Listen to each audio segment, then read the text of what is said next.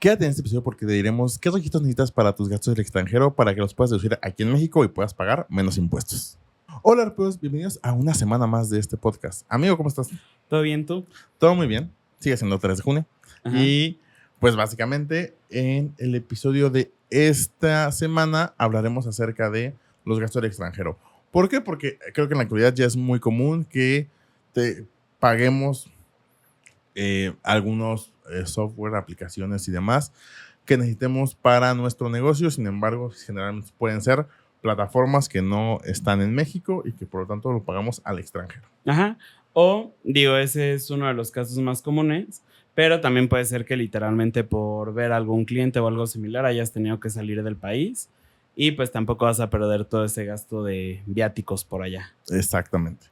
Entonces, vamos a hablar acerca justamente de algunos requisitos que nos menciona la resolución miscelánea, que recordemos que es una parte o una cuestión de reglas que da el SAT, en teoría para facilitar el cumplimiento a los contribuyentes. Sin embargo, lo que ha hecho es generar más obligaciones. Sí.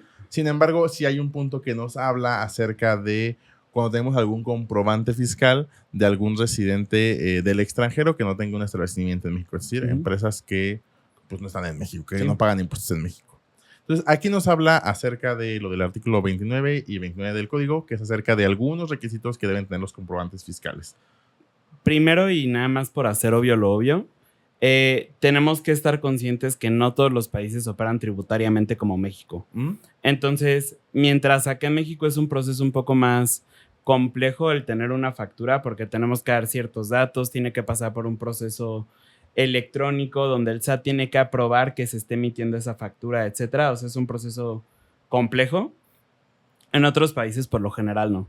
Y nada más nos van a entregar una factura hecha en Word o en PowerPoint, casi.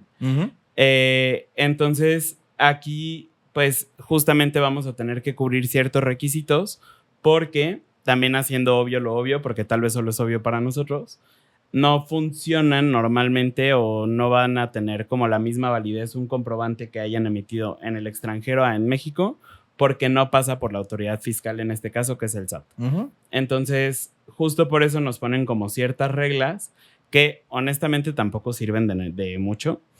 O sea, porque sí, no sirven de mucho, pero tenemos ciertas reglas específicas que debemos de seguir para poder hacer deducible ese gasto. Sí, básicamente son 6 puntos que tenemos que cumplir en esta factura, invoice, documento fiscal, o llámese, encuentra el nombre que esté para cada país, en donde, como decía, son 6 puntos que nos menciona la resolución miscelánea fiscal, además en 2024.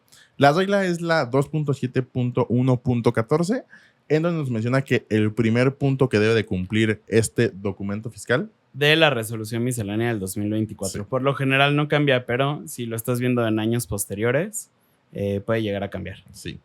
El primer punto que nos habla, y que también es obvio, es el tema del nombre, denominación o razón social, domicilio y, en su caso, número de identificación fiscal o su equivalente de quien lo expide.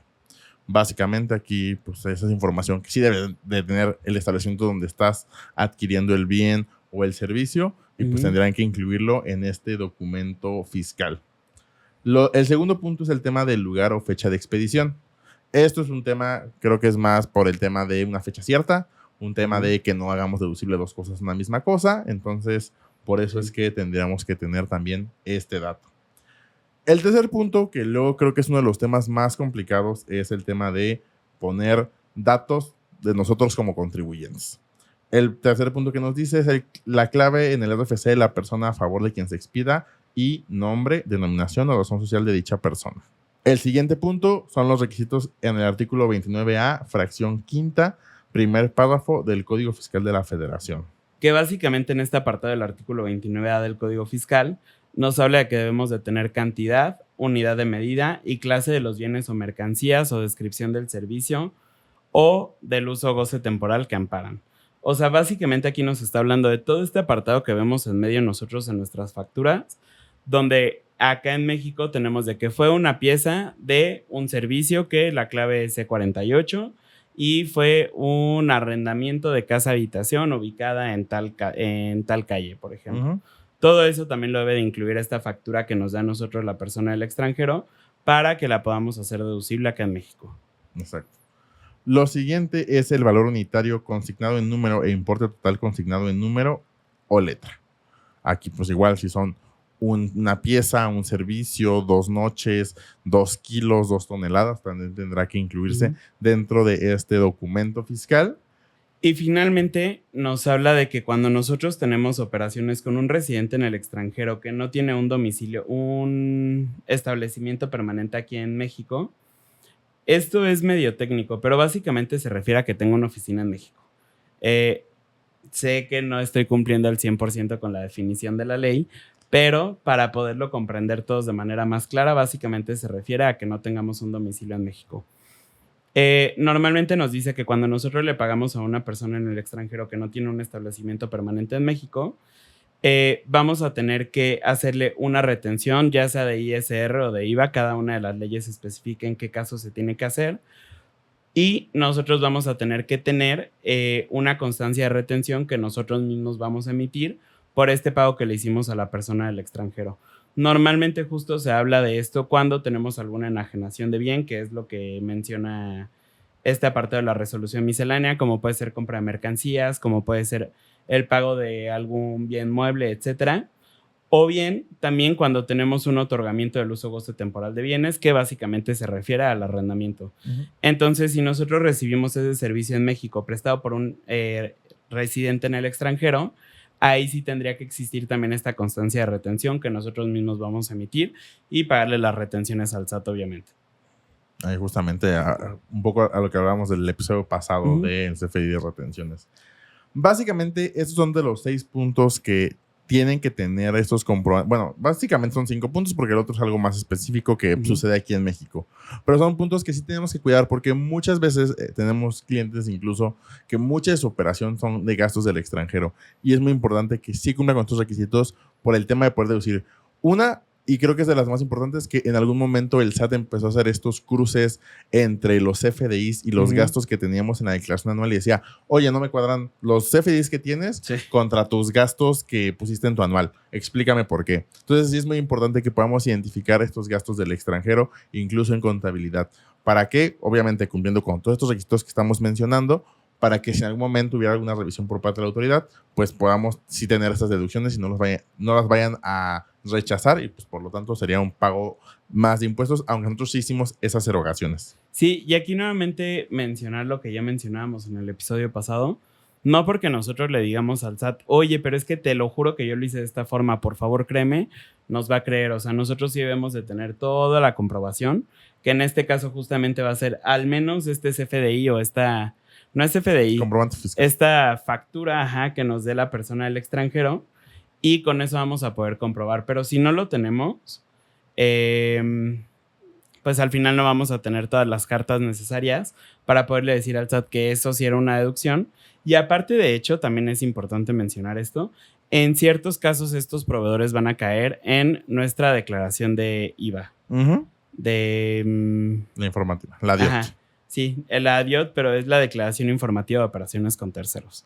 Entonces, ahí también tenemos que ser conscientes de esto porque tenemos que cumplir con varios requisitos. Este es únicamente para que sea deducible la factura que nos den, pero aparte vamos a tener que cumplir con ciertos requisitos en el ISR, como poderlos identificar de manera muy clara, y en el IVA, como sería reportarlo en nuestra DIOT. Entonces, hay que tener cuidado con estos apartados específicamente, porque nos mencionaba Rubén también ahorita en un pequeño corte que tuvimos, que sí es muy común, por ejemplo, también incluso para las personas que pagan, en nuestro caso nos pasa con Google Drive, porque pagamos pues todo lo de Google Drive, y hay clientes a los que les pasa incluso con anuncios de Facebook. Entonces, sí son gastos relativamente comunes y deben de cumplir con estos supuestos. Es correcto. Creo que también, o sea, para finalizar este episodio es importante recordar que estos comprobantes fiscales nos van a ayudar únicamente cuando, por nuestra mecánica de cálculo paguemos sobre nuestra utilidad y va a funcionar únicamente, exclusivamente como un gasto para el tema de ISR. Para IVA no nos va a funcionar porque obviamente al ser un impuesto, llamémoslo así, local de cada país, pues ese impuesto o ese IVA o ese VAT o cualquier nombre que tenga este impuesto al valor agregado va a ser parte del gasto únicamente. Entonces, por ejemplo, si es alguien en reciclo que tal vez paga muchos anuncios en Facebook porque pues, así funciona su negocio, pues no te va a ayudar a disminuir el impuesto. Sin embargo, si por alguna razón eres reciclo y no pagaste tus impuestos y te sacaran por alguna razón de este régimen, pues sí te ayudarían para pagar menos ISR porque sería un comprobante fiscal que te podría ayudar a disminuir tu base gravable. Sí, aquí recuerden que de todas formas también es una obligación de las personas que están en reciclo el poder tener sus comprobantes. Pero bueno, en términos generales y solo para hacerlo como un poco más sintetizado y que se lo puedan llevar en la mente, cuando ustedes le vayan a pedir a una persona del extranjero que les emita una factura y que pretendan hacerla deducible en México, tienen que checar 6 cosas. La primera es que tenga el nombre, el domicilio y el número de identificación fiscal o tax ID de la persona que lo expide. Con esto normalmente, como decía Arturo, no van a tener problemas. También debe de tener el lugar y fecha de expedición, es decir, si tú te fuiste a una cafetería en Nueva York, debe decir Manhattan el 3 de junio, por ejemplo. También nos pide que tenga nuestro RFC y nuestro nombre.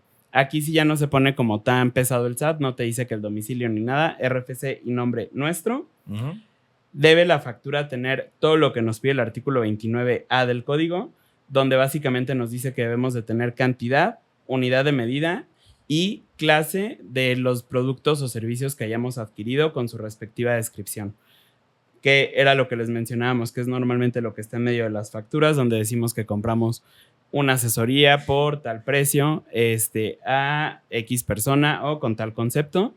Debe de tener el valor unitario de ese servicio y debe de estar en número o en letra también, y el importe total de esta operación. Y en caso de que se llegue a requerir, debemos de tener también la constancia de retenciones de pagos al extranjero. Exactamente. Entonces es importante que lo tengan. No es nada más tener gasto, o sea, más tener el ticket y ya, eso en estricto sentido no es un gasto deducible. Tendrá que cumplir con todas estas formalidades. Es correcto. Y creo que es todo por el episodio de esta semana. Es un episodio express, informativo, nada más para hacerles saber que sí lo pueden hacer, pero que deben de cumplir con ciertos requisitos. Pero en caso de que tengan cualquier otra duda, pueden agendar una asesoría con nosotros en Impacto Fiscal a tu Medida. Van a poder encontrar este apartado en nuestra página web o aquí en la descripción del episodio. Básicamente el objetivo de esta asesoría es que podamos entender qué es lo que te está acongojando en este preciso momento y podamos resolver todas tus dudas. Que tú te vayas ya con estrategias tangibles para aplicar en ese preciso momento. O bien, si eres un contador y tienes dudas de, oye, este criterio no sé si es correcto, no sé si esto le aplica a este cliente o no, puedes agendar también Contadores Plus. Ese es únicamente para contadores y pues obviamente se convierte en un servicio un poco más técnico o puede no ser técnico si así se requiere. Pero pues ya está más fundamentado, o sea, ya cambia muchísimo más la dinámica. Ajá, la dinámica de la asesoría. Y seguirnos en todas nuestras redes sociales. Estamos en Facebook, YouTube, Instagram, TikTok, Threads, Spotify y Reddit.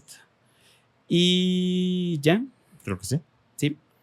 Yo soy Arturo. Yo soy Eric. Juntos somos Arpea y nos vemos la siguiente semana.